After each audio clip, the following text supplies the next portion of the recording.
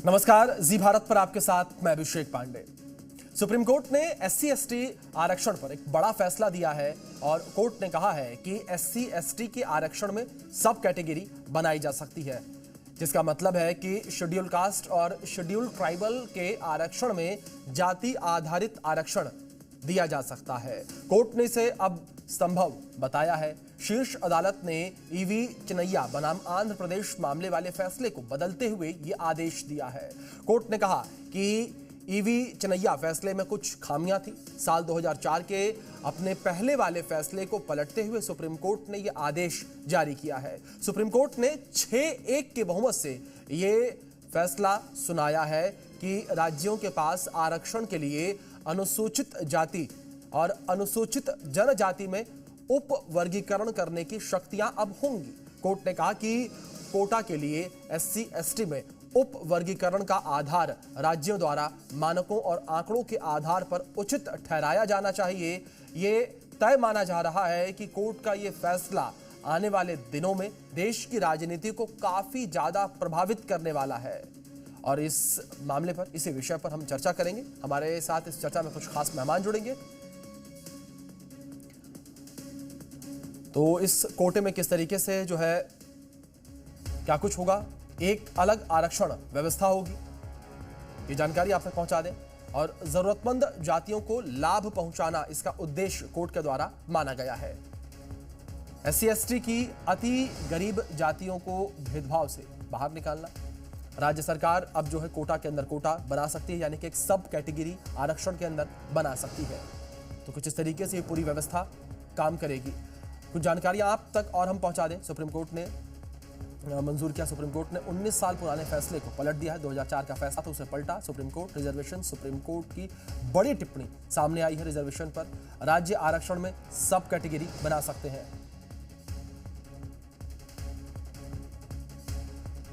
कुछ लोग ही रिजर्वेशन का लाभ उठा रहे हैं, ऐसा कहा गया है सुप्रीम कोर्ट के द्वारा। OBC आरक्षण की तरह लागू हो।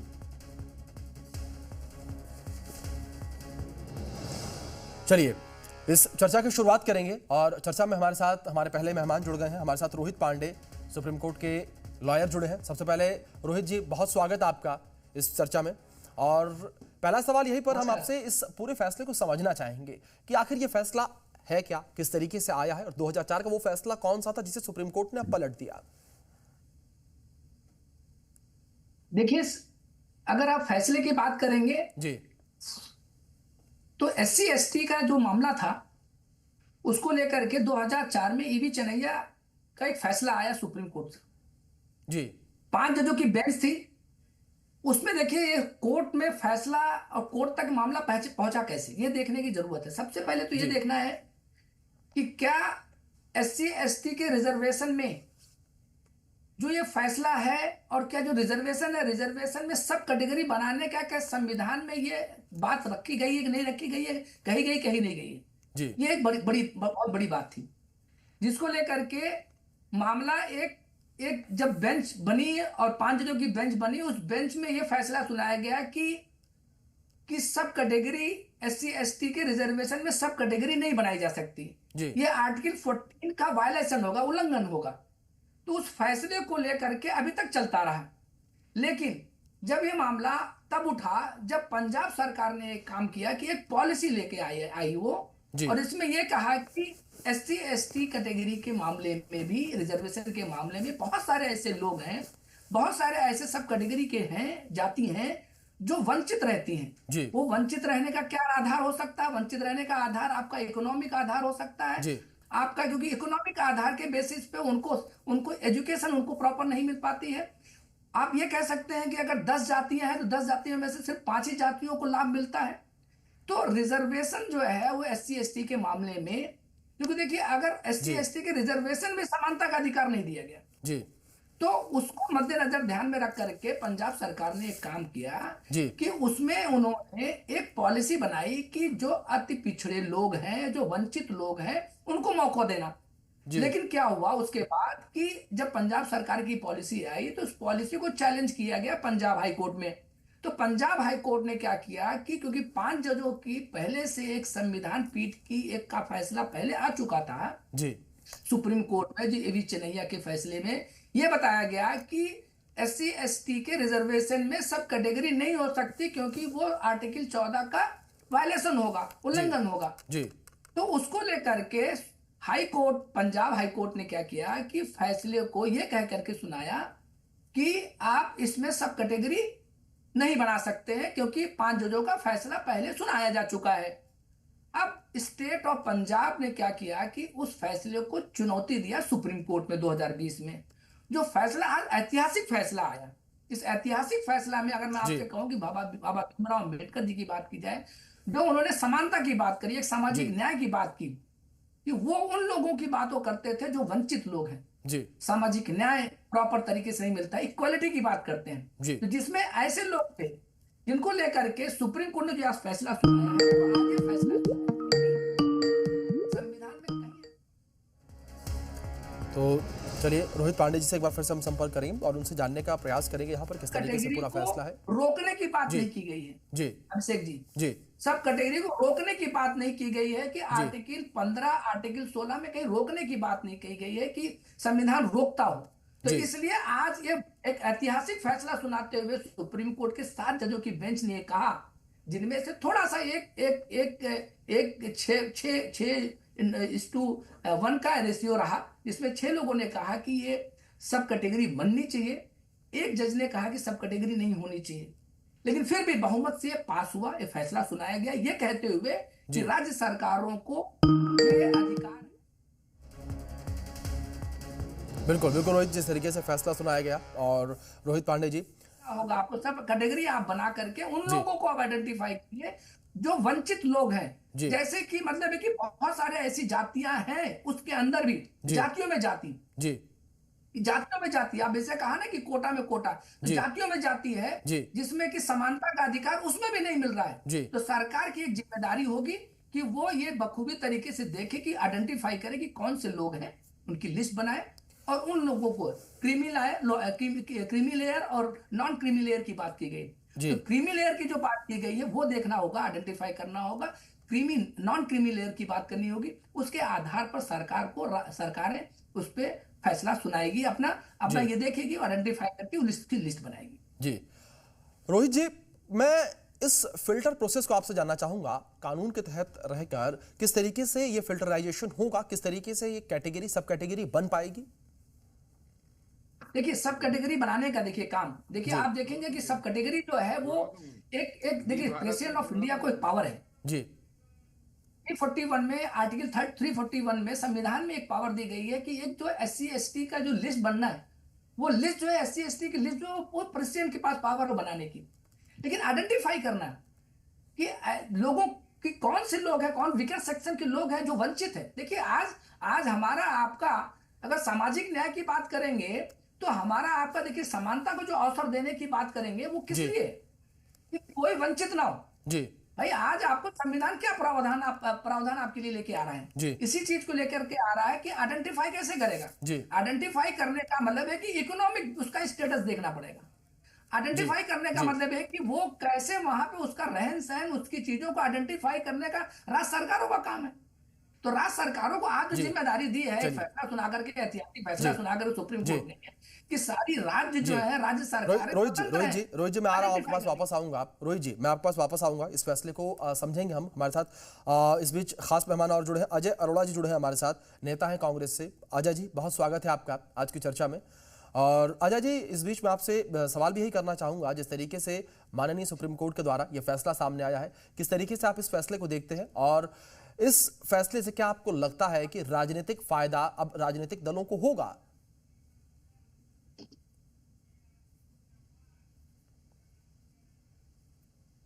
अजय जी आपको आवाज मिल रही है मेरी?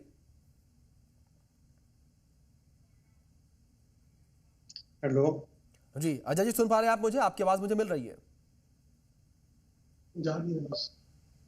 हेलो, मुझे लगता है कि अजय जी से बात नहीं हो पा रही कुछ तकनीकी खामी की वजह से, और एक बार फिर से हम अजय जी से जुड़ने का प्रयास करेंगे, उनसे इस विषय पर उनकी राय जानने का प्रयास करेंगे। इस बीच भारतीय जनता पार्टी से नेता रमन मलिक हमारे साथ जुड़े हैं। रमन जी बहुत स्वागत आपका आज की चर्चा में। रमन जी, सवाल आपसे भी सीधा यहाँ पर यही रहेगा कि किस तरीके से आप माननीय सुप्रीम कोर्ट के इस फैसले को देखते हैं। क्या आपको लगता है कि राजनीतिक फायदा अब पार्टियों को इस फैसले के आधार पर होगा?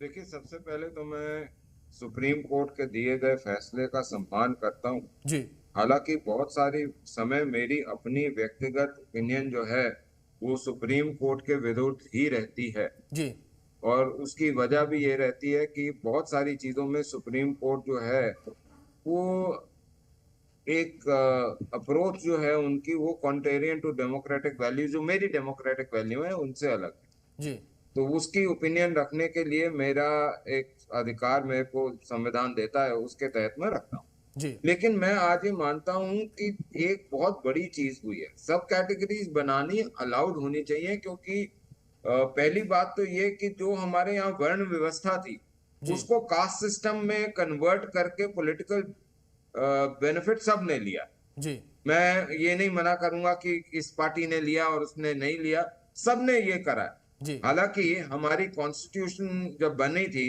और संवैधानिक जो सत्र बैठा था जिसे हम कॉन्स्टिट्यूएंट असेंबली कहते हैं, जी उस समय ये सुनिश्चित करा गया था और बाबा साहब ने बोला था कि 10 साल के अंदर ये विसंगति जो है सुपर हाई और सुपर लो में ये खत्म हो जानी चाहिए।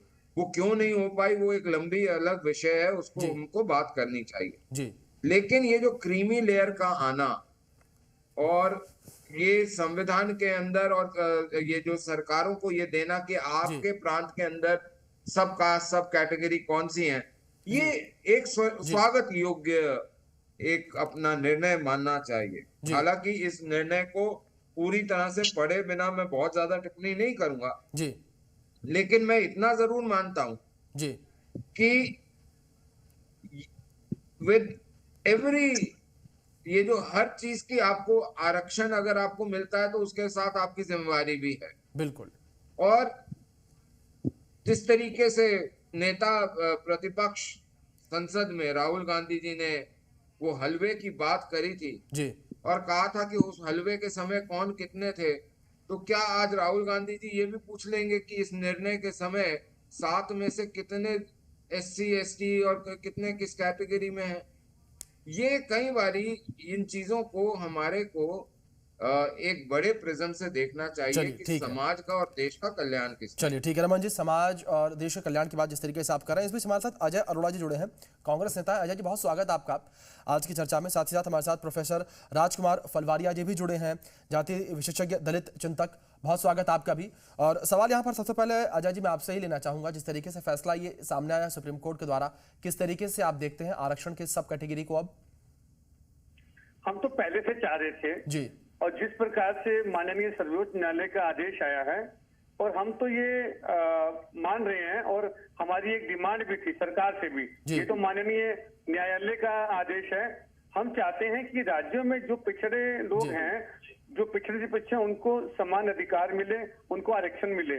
और मैं तो कहता हूं कि देश आगे आए, सरकार आगे आए, राज्य के साथ साथ हम मांग करते हैं कि केंद्र सरकार इनिशिएटिव ले और वो बोले कि हम देश के लिए काम करेंगे, सब मिल के लिए काम करेंगे और देश सर्वोपरि है, बजाय राज्य करें, देश को आगे आना चाहिए, केंद्र सरकार को आगे आना चाहिए। जी चलिए ठीक है अजय जी, आपकी बात समझे हम। इस बीच आपका कहने का मतलब यही है कि केंद्र सरकार को इसमें आगे आना चाहिए। और इस बीच हम रुख करेंगे प्रोफेसर राजकुमार फलवारिया जी का। राजकुमार जी, मैं अब आपका रुख करना चाहूंगा और आपसे यही जानने का प्रयास करूंगा मैं ये कि जिस तरीके से आप इस चीज़ को लेकर लगातार समाज में रहे हैं और इसी चीज़ को लेकर आप लगातार काम करते रहे हैं, अगर जातियों को लेकर बात आपसे की जाए तो जातियों की कैटेगरी जो है उसको सेट कैसे किया जाएगा, ये फिल्टराइजेशन किस तरीके से होगा, मैं आपसे ये समझना चाहूंगा। नमस्कार, मेरा ये मानना है कि अनुसूचित जाति जी का जो आरक्षण की जो व्यवस्था की गई है, वो उस आरक्षण की व्यवस्था के पीछे उसका कोई आर्थिक कारण नहीं है जी, उसके पीछे उसका सामाजिक और सांस्कृतिक और उत्पीड़न का कारण रहा है जी। जो लोग आर्थिक आधार पर आरक्षण की बात करते हैं, मुझे लगता है कि वो उसे पिछड़े वर्ग को की तरफ ध्यान देना चाहिए जी, क्योंकि अनुसूचित जाति का आरक्षण का आधार केवल सामाजिक है। मैं ऐसे सैकड़ों नाम बता सकता हूं, सैकड़ों संख्या बता सकता हूं जो आर्थिक दृष्टि से, सामाजिक दृष्टि से, शैक्षिक दृष्टि से संपन्न थे, जी। लेकिन समाज का उत्पीड़न उनको झेलना पड़ा, चाहे वो बाबा साहब अंबेडकर ही क्यों ना रहे हो। वो बड़े बैरिस्टर थे, बड़े विद्वान थे, लेकिन उनको समाज का उत्पीड़न झेलना पड़ा। जी। बाबू जगजीवन राम इस कैटेगरी में आते, देश के रक्षा मंत्री रहे। खैर मैं इस पर भी नहीं जाऊंगा, मैं ये बात कहूंगा, मैं सुप्रीम कोर्ट के निर्णय का सम्मान करता हूं, क्योंकि सुप्रीम कोर्ट देश की सर्वोच्च न्याय व्यवस्था है, उसके जो भी उन्होंने निर्णय दिया उस पर गहन अध्ययन करने की आवश्यकता है। लेकिन मैं एक सामाजिक कार्यकर्ता और राजनीतिक विज्ञान का विद्यार्थी और दलित चिंतक होने के नाते मैं समाज को बता देना चाहता हूं और कहना भी चाहता हूं, आरक्षण का आधार आर्थिक नहीं है, नहीं होगा। इस देश में हरियाणा में जो उत्पीड़न हुआ, दंगे हुए, वो उन झुग्गी झोपड़ियों पर नहीं हुए थे। वो घर ऐसे थे जो संपन्न थे, घरों में बड़ी बड़ी कारें थी, लेकिन कारों के कारण उनका उत्पीड़न नहीं रोका गया, सिर्फ उत्पीड़न किया उसकी जाति के आधार पर। तो मेरा कहना है कि जातियों का उत्पीड़न का आधार आर्थिक नहीं है और नहीं होना चाहिए। लेकिन रमन जी, मैं आपकी एक रमन ठीक है, रमन जी सुन लीजिए, आऊंगा आपके पास भी, मैं भी आऊंगा आपके पास भी। ये बहुत इंपॉर्टेंट हरियाणा के 3 राज्यों में जिलों में दंगे हुए, वो आज भी बेचारे पीड़ित है। देखो रमन जी, मैं ये बता नहीं मेरा ये कहना, ये दंगे अभी मेरा कहना है पिछले वर्षों में हुए, अभी उनके दंगा पीड़ित दिल्ली के जनपद में बैठे हुए थे। मैं उनकी चर्चा, मैं बात बता रहा हूँ, मैं ये बात नहीं कहना चाह रहा, मैं ये बताना चाह रहा हूँ कि उस दंगों का जो गरीब नहीं थे, वो गरीब नहीं थे, और सारे के सारे वो बाबा साहब 10 साल पहले हुए के तले कुचले गए थे। ये आप बोलना भूल जाते हैं क्योंकि आपके चिंतन में नहीं आता। नहीं मेरा ठीक है, ठीक है, आपस में, ठीक है, हम आपस में बहस ना करें, ठीक है रमन जी राजकुमार जी, ठीक है, आपस में बहस हम ना करें, मुद्दे पर हम बात करते हैं, ठीक है, ठीक है। राजकुमार जी मैं आऊंगा आपका, ठीक है, मैं इस फैसले को लेकर फिर से हमारे साथ लॉयर रोहित पांडे जुड़े, उनका रुख करता हूं मैं, ठीक है, आधा मिनट और लूंगा, चलिए ठीक है, अपनी बात कंप्लीट करिए आप, ठीक है राजकुमार जी, ठीक है। मेरा कहना है कि आरक्षण का आधार आर्थिक नहीं होता है, उसका पीछे सामाजिक सांस्कृतिक ही कारण है, और जहां पर कुछ जातियों को स्थान नहीं मिला, उस पर हमको योजना बनानी चाहिए, और जाति का ये पिछड़ा वर्ग को भी सही स्थान मिले, उसके हमको योजना करनी चाहिए। लेकिन आरक्षण के आधार में मेरा व्यक्तिगत मानना है, मैं संगठन में व्यक्तिगत मानना है कि क्रीमी लेयर जैसा अनुसूचित जाति आरक्षण की व्यवस्था में नहीं होना चाहिए, ऐसा मेरा व्यक्तिगत मानना है।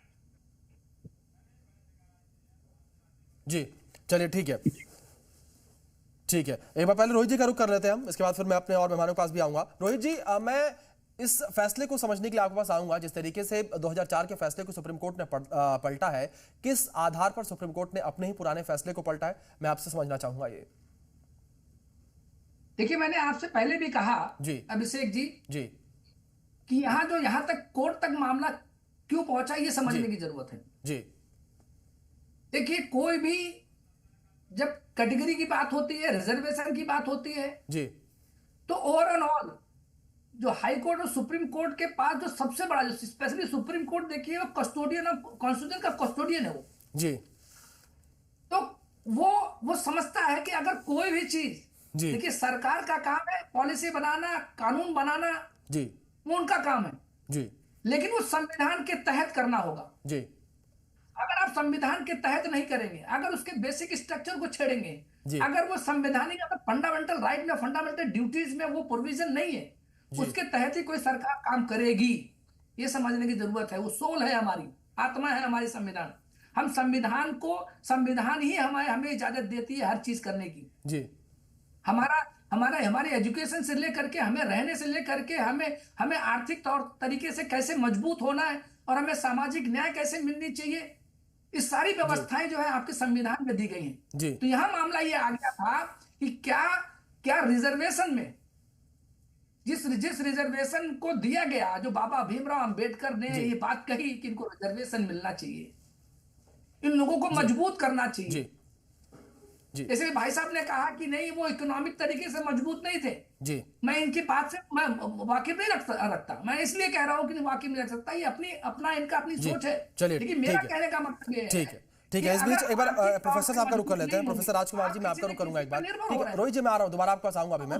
इस बीच प्रोफेसर राजकुमार जी का रुख करता हूं मैं। जिस तरीके से प्रोफेसर ये बातें तमाम हो रही थी राजकुमार जी इन विषयों को लेकर, अगर बात अनुसूचित जातियों को लेकर की जाए तो अनुसूचित जातियों जनजातियों में कुछ ऐसी भी जातियां हैं वो इतनी ज्यादा पिछड़ी हुई हैं, तो वहां पर हमें आर्थिक आधार जो है वो तो रखना पड़ेगा।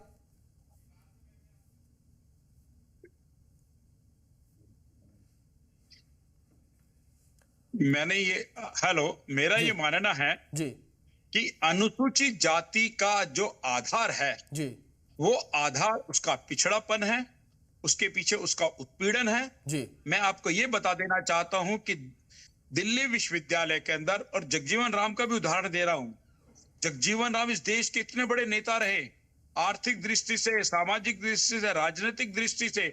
जब वो एक विश्वविद्यालय में जाते हैं और एक विश्वविद्यालय के अंदर पूजा करते हैं, पूजा करने के बाद उस चित्र पर तो बाद में उस मूर्ति को गंगा जल से धोया जाता है।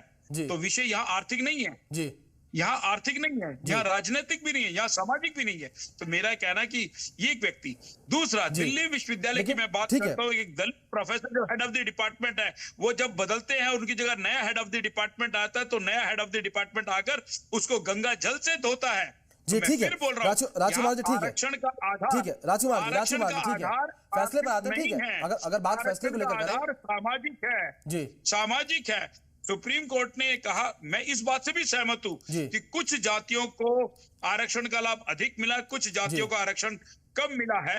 मुझे लगता है जो इसमें जो पीछे रह गई जातियां हैं उनका कैसे विकास हो, इसकी चिंता करनी चाहिए। क्रीमी लेयर जैसी व्यवस्था, जिसे मेरा व्यक्तिगत मत है, क्रीमी लेयर जैसी व्यवस्था अनुसूचित जाति जैसे, लेकिन बात वही नहीं, जो क्रीमी लेयर, इसी विषय को लेकर हम कर रहे हैं। सुप्रीम कोर्ट ने भी इस विषय पर टिप्पणी की, जो क्रीमी लेयर है उसको लेकर टिप्पणी की कि उस क्रीमी लेयर को देखना होगा, समझना होगा कैसे। रमन जी, आपका रुख करूंगा मैं, ठीक है? रमन जी का रुख कर लेते हैं। रमन जी, किस तरीके से जो क्रीमी लेयर उसकी पहचान होगी, क्योंकि आप लोग भी तमाम प्रदेशों में सरकार चला रहे हैं, केंद्र में भी आप लोग हैं, जिस तरीके से सुप्रीम कोर्ट ने भी टिप्पणी की थी कि जो क्रीमी लेयर उसकी पहचान करना जरूरी है, किस तरीके से क्रीमी लेयर की पहचान होगी और जिन लोगों तक जो फायदा पहुंचना चाहिए और जो पहुंच नहीं पा रहा है, जिस वजह से सुप्रीम कोर्ट ने फैसला लिया है, वो किस तरीके से पहुंचेगा? देखिए, सबसे पहले तो समझना चाहिए कि इंटेंट क्या है जी, इंटेंशन को समझना चाहिए, क्योंकि जिनके पास मौका था, बाबा साहब ने जिनको बोला था कि 10 साल के अंदर ये विषमति जो है और ये सामाजिक समरसता जो है इसको आ जाना चाहिए, वो लोग बाबा साहब को निस्तो नाबूद करने में लगे रहे। 1952 और 1957 के इलेक्शन बहुत क्लियरली दिखाते हैं कि पंडित नेहरू क्या चाहते थे और क्या हुआ, और बाबा साहब का इलेक्शंस में क्या हुआ जी, ये आप पढ़ सकते जी। लेकिन मैं आपको अपने यहाँ पे बता सकता हूँ कि पार्लियामेंट्री कॉन्स्टिट्यूशनल गाइडेंस और प्रोटेक्शन अगर जातिगत जो ये समीकरण है इनके अंदर जो वंचित लोग थे उनको दिया गया, तो वो भाजपा ने उसके लिए एक कॉन्स्टिट्यूशनल बॉडी बनाई, बोर्ड बनाया, वो एक लेजिटिमेसी उसको फ्रेमवर्क दिया। दूसरी चीज आप ये देखेंगे कि जो क्रीमी लेयर का भी विषय है, बार बार स्थान अनुसार उसको देखते हुए, जहां वो 1,80,000 पे पहले होती थी उसको वहां से पहुंचा के, चलिए ठीक है रमन जी, ठीक है। लेकिन इस बीच देखना बड़ा दिलचस्प ये होगा कि इस फैसले का इम्पैक्ट क्या होगा। लेकिन इस बीच राजकुमार जी कुछ कहना चाह रहे हैं। राजकुमार, जल्दी से 30 सेकंड में अपनी बात कंप्लीट करिएगा प्लीज। मैं ये कहना चाह रहा हूँ, मेरे विद्वान साथियों से कहना चाहता हूँ कि अनुसूचित जाति का आधार आर्थिक नहीं है और नहीं हो सकता है। चलिए ठीक है, नहीं हो सकता है, इसका आधार ठीक है। आजा जी कर लेता हूं मैं, लास्ट कुछ मिनट बचे। आजा जी, ठीक है, आजा जी का रिएक्शन ले लेते हैं एक बार। आजा जी, देना पड़ेगा या नहीं दोगे? गरीब के लिए कोई, आजा जी 30 सेकंड जल्दी प्लीज। उन्होंने कहा कि भारतीय जनता पार्टी ने कहा, नेहरू जी की बात की जी। मैं तो कहता हूं कि भारतीय जनता पार्टी की कथनी और करनी में फर्क है। हम तो कब से देश में डिमांड कर रहे हैं, जातिगत जनगणना की मांग कर रहे हैं, पिछड़ों की बात करते हैं। चलिए ठीक है, ठीक है। रोहित जी, राजकुमार जी, रमन जी, अजय जी, आप चारों मेहमानों का बहुत शुक्रिया, आपने अपना कीमती वक्त जी भारत को दिया है। आज की चर्चा में आप शामिल हुए। देखना दिलचस्प यहाँ पर यह होगा जिस तरीके से सुप्रीम कोर्ट ने SC ST वर्ग के कुछ लोगों को लेकर आरक्षण की बात कही है, अब इसका प्रभाव राजनीति में किस तरीके से देखने को मिलेगा। फिलहाल के लिए इतना ही, बने रहें जी भारत के साथ।